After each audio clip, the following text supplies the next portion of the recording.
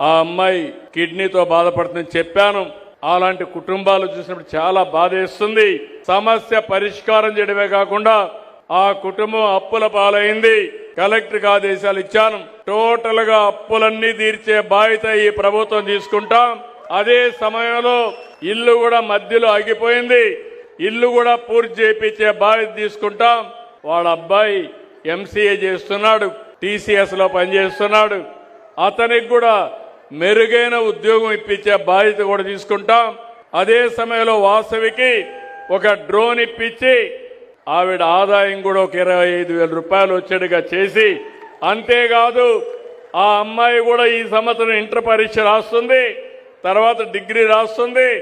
అందరితో సమానంగా చదువుకొని పైకొచ్చే విధంగా తీర్చిదిద్దడం కోసం కలెక్టర్కి ఆదేశాలు ఇస్తున్నా. అలాంటి కార్యక్రమాలు కూడా చేయమని, వాళ్ళ తండ్రికి కూడా సరైన ఆదాయం లేదంటే ఒక ఐస్ ఫ్యాక్టరీలో పెట్టి కనీసం ఒక 25,000 రూపాయలు నెలకొస్తే అతను కూడా బాగుపడతాడు. ఇవన్నీ చేస్తామని చెప్పి హామీ ఇస్తూ నేను ఒకటి ఆలోచిస్తున్నా. ప్రతి ఒక్క కుటుంబాన్ని ఆదుకోవాలని, మీ కష్టాలు వీలైనంత వరకు తీర్చాలని మీరు కూడా సహకరిస్తేనే ఇది సాధ్యం.